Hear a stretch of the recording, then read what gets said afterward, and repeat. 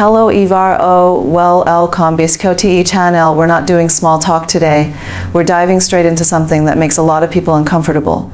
But it shouldn't. Oral sex. And before you roll your eyes or scroll past this, because that doesn't apply to me, stop. Because this conversation isn't just about sex. It's about communication. It's about vulnerability. It's about how you show up for yourself and your partner. Whether you're having oral sex, avoiding it, pretending to enjoy it, or silently wishing it were better, there are things you need to know. And I'm going to tell you 4 of them. There are 4 truths that might just change how you look at intimacy forever. The first thing most people don't know about oral sex is that it's not actually about technique. It's not about what you're doing. It's about what you're building, and what you're building, or not building, is trust. That's the foundation of everything. We tend to think about oral sex as something physical, something fun, something hot. But the truth is, it's one of the most vulnerable things you can do with another person. You are literally putting the most private part of your body, your physical self, your emotional self, your confidence, in someone else's hands or mouth or heart. That's not just intimacy, that's exposure. And if you don't trust the person you're with, if you don't feel emotionally safe, seen, heard, respected, it doesn't matter how good they are at it, you won't be able to fully let go.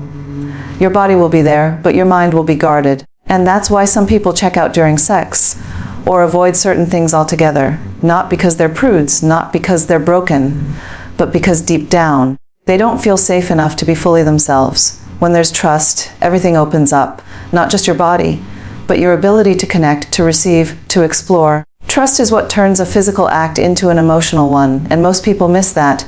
They jump into sex thinking they need to perform, to please, to impress. But what they really need is connection, and that starts long before anyone takes their clothes off. So if you're in a relationship where oral sex feels disconnected, pressured, or one-sided, I want you to stop asking, how do I make this better? And start asking, do we trust each other enough to talk about it? And that leads me to the second thing you probably don't know. Most people are not honest about what they want in bed. Especially during oral sex, you know how many people fake it? According to the Kinsey Institute, more than 60%. Not just women, everyone. People fake enjoyment, fake moaning, fake satisfaction because they're afraid to speak up. They don't want to offend anyone. They don't want to seem difficult. Or maybe they just don't know how to say, actually that doesn't feel good. So instead, they stay quiet, they stay polite, and they stay unfulfilled. Here's the truth. You cannot have great sex, oral or otherwise, without communication. And I don't mean silent cues and body language. I mean actual words of, if you're not talking about what you like, what you don't, what you're curious about, what you're afraid of, what turns you on or shuts you down, you are missing the whole point. Because oral sex is not a performance. It's not something you do to impress. It's something you share, something you co-create. And if you're not being honest, you're not sharing, you're acting. And no one walks away from a performance feeling more loved or connected. They might feel validated for a moment, but the real connection, that only happens when the masks come off, when the noise drops out, when you say, here's what I really want, and the other person says, thanks for telling me. You deserve that. You deserve sex that's not silent. You deserve a partner who listens. And more than anything, you deserve to feel confident enough to say what's true for you. That's not being selfish. That's being real. Now here's the third thing people don't talk about when it comes to oral sex: shame. And it's everywhere. Shame about bodies, shame about smells, shame about taste, shame about being too hairy, too weird, too loud, too slow, too much. And let's be honest, so many of us have internalized messages from childhood, religion, past relationships, or bad experiences that told us our bodies were wrong, that wanting sex was dirty, that pleasure was something to be earned or apologized for. So even when we're with someone we trust, even when we want to feel good, we can't. Because shame is sitting in the room with us, whispering in our ear, of shaming us for having needs, for asking, for receiving. And this is where I get fired up. Because you are not broken. You are not wrong for wanting pleasure. You are not dirty for being curious. You are human. And your body is not the problem. Your programming is. When we carry shame into the bedroom, we create distance. And when we learn how to name that shame, question it, unlearn it, we free ourselves. And when we start loving our bodies not because they're perfect, but because they're ours, we create the kind of sexual connection that isn't just hot, but healing. There's so much healing in pleasure, but only if you allow yourself to receive it. And that means letting go of shame, not overnight, not perfectly, but intentionally. Every time you choose to believe you're worthy, every time you say what you want, every time you allow someone to adore your body instead of hiding it, that's a win. That's progress. And it changes everything, not just in the bedroom, but everywhere. Now, the last thing I want you to know, and this is huge, is that oral sex isn't about being good at it. That's what the internet will tell you, that it's a skill, a technique, something to master. But I'm going to tell you something way more powerful. Oral sex isn't about performance. It's about presence. You want to blow your partner's mind. Like, actually show up, put your phone away, your ego down, your insecurities to the side, and be there, in the moment, responsive, curious, connected. That's what makes sex incredible. Not doing it the right way, not hitting a checklist, being tuned in, adjusting, laughing when it gets weird, slowing down. Listening, being open, that's presence, that's intimacy, and most people have never experienced it because they're too busy trying to be impressive or perfect or good enough. And I'm telling you right now, the most attractive thing in the world is not someone who's good at sex. It's someone who's present, someone who's paying attention, someone who's fully there. Because when you're present, everything else takes care of itself. The connection gets stronger, the pleasure gets deeper. The awkward moments become fun instead of embarrassing, and that's when sex becomes not just satisfying, but meaningful. So if you take nothing else from this, take this. Stop worrying about being impressive and start focusing on being present. That one shift changes everything. And here's what I want to leave you with. Oral sex, like every part of intimacy, is about more than the act. It's a mirror. It reflects how we feel about trust, about honesty, about our bodies, about each other. It exposes our insecurities. But it also invites us into deeper honesty, deeper love, deeper connection. And the minute you start telling the truth about what you want, what you need, what you're afraid of, that's when real intimacy begins. That's when the walls come down. That's when sex becomes a form of connection, not just release. And you are worthy of that kind of connection, whether you've had it before or not, whether you're ready for it now or not. You are worthy of that depth, that healing.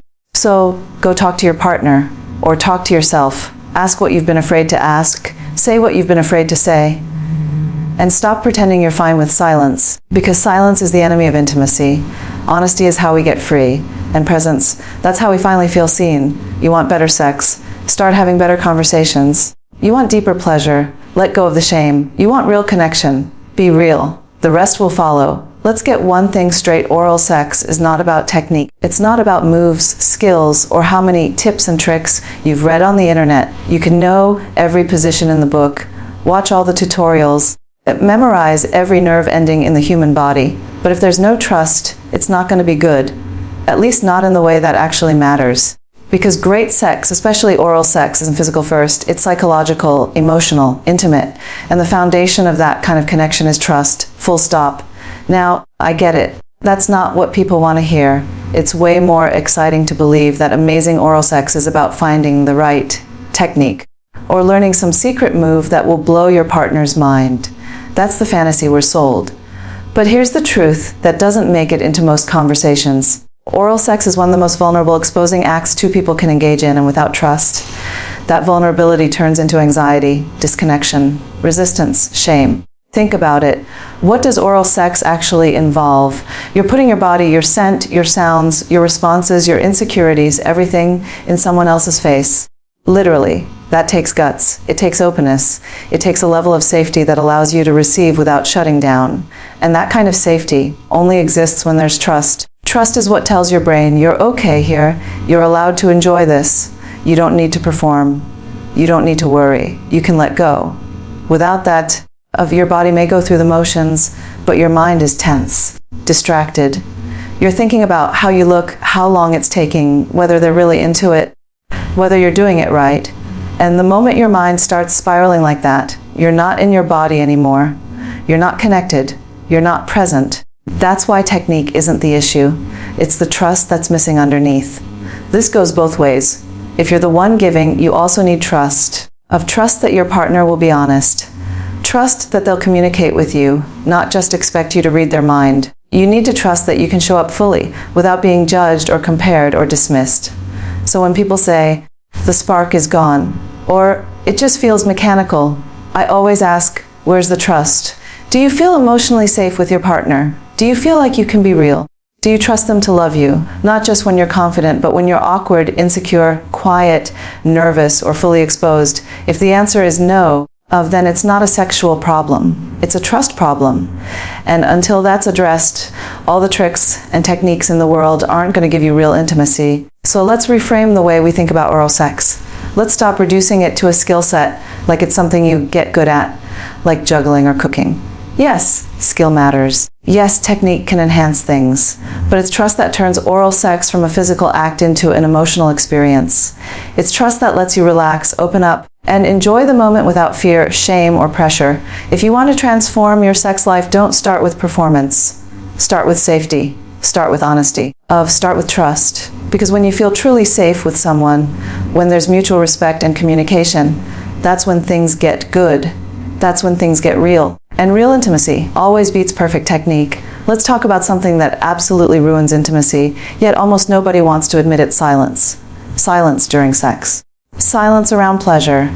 Silence when something doesn't feel good, or when it does but you're too afraid to ask for more. Silence when you're faking it instead of telling the truth. That's silence. It kills pleasure. It disconnects you from your body. It puts pressure on your partner to guess. And it trains you to settle. Now let's be real. Most of us were never taught how to talk about sex, let alone oral sex. We were told to be quiet, polite, not too much. We were told that talking about it makes you aggressive, demanding, inappropriate. So instead of saying, "This is what I like," or "Can you slow down?" or "That doesn't feel good," we say nothing. We nod. We smile. We moan even if we're not feeling anything. We perform. And that performance becomes a habit. The Kinsey Institute found that over 60% of people fake enjoyment during oral sex. Not because they're trying to manipulate anyone, but because they're afraid. Afraid of hurting feelings. Afraid of being judged. Afraid of what will happen if they speak up and it gets awkward. So instead of building intimacy, they build silence. And that silence becomes distance. You cannot have great sex without communication. Period. Let me repeat that: you cannot have great sex without communication. Sex is not a guessing game. It's not supposed to be quiet. It's supposed to be collaborative. But for some reason, we treat it like a stage performance where you're judged on how convincing you are, not on how connected you feel. And that mindset is toxic. You know what actually creates amazing sex? Words. Words like, "Right there. Don't stop. I love that. Can we try this?" Words that invite your partner in. Words that give direction. Words that give consent. Words that make it safe. Because when you communicate, you're not just asking for pleasure.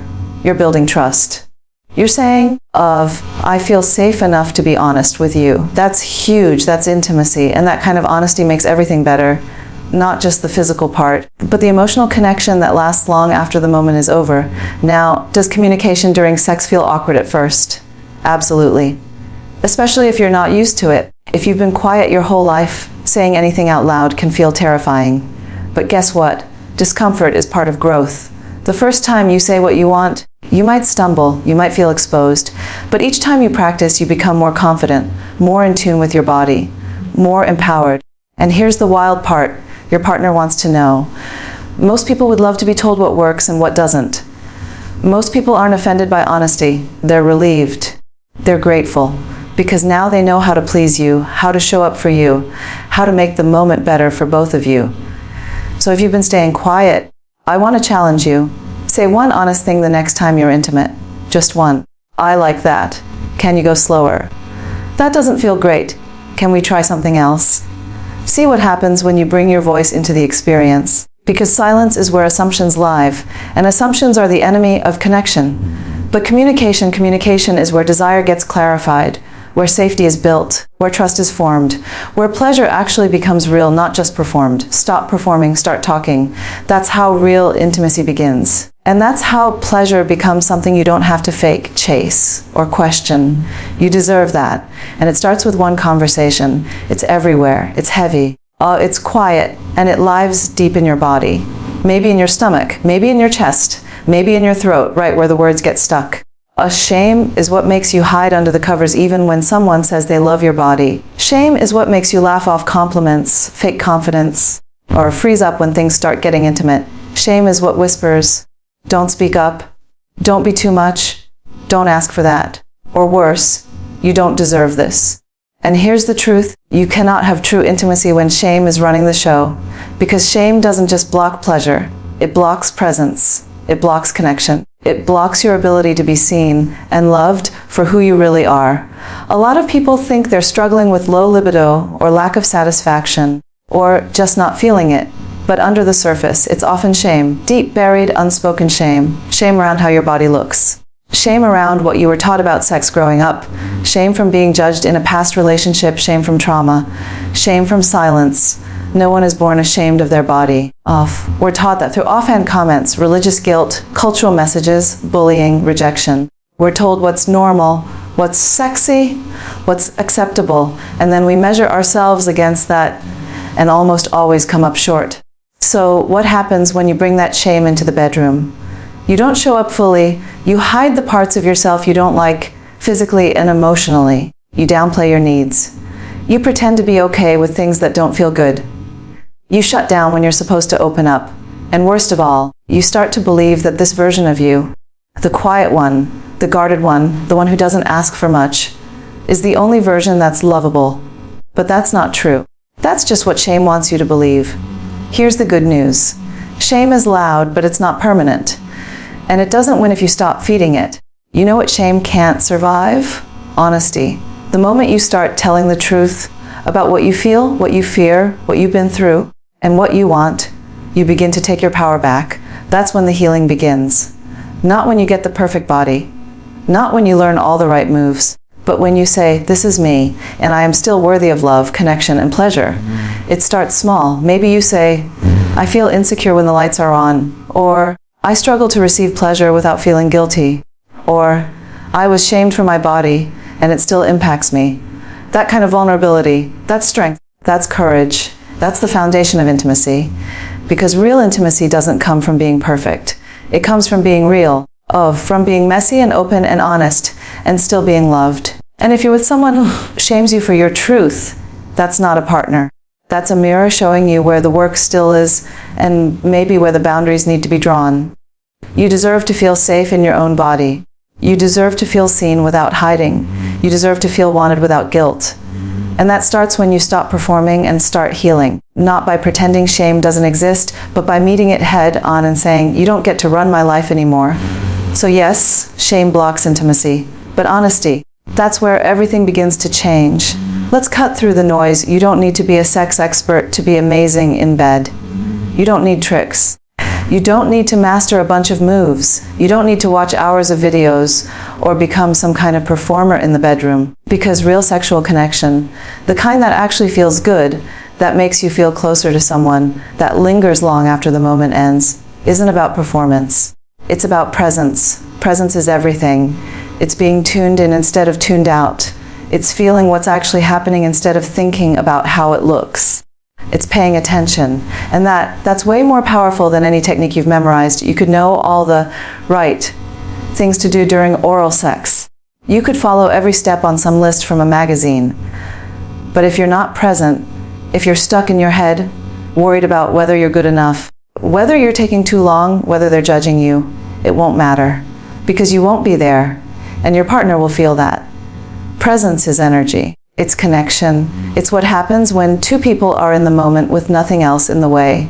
No pressure, no self-consciousness, no goal to perform. Just curiosity and attention and care. It's rare, and that's what makes it so powerful. Think about it. When was the last time you felt fully seen? Fully felt. When was the last time you looked someone in the eye and felt like they were really there with you, not distracted, not acting, not trying to impress, just there? That's presence. And when that shows up in sex, it changes everything.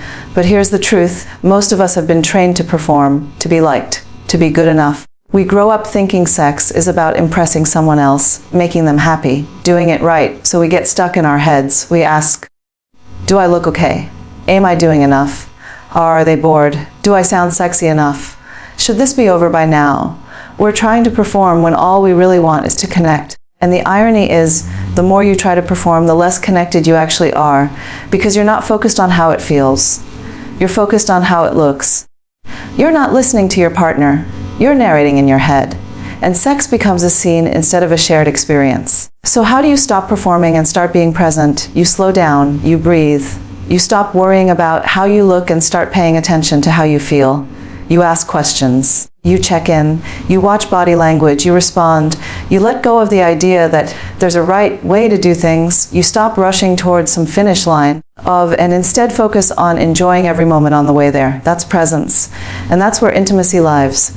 Presence says, I'm not here to impress you. I'm here to be with you. Presence says, I'm not in my head, I'm in my body, and I'm in this with you.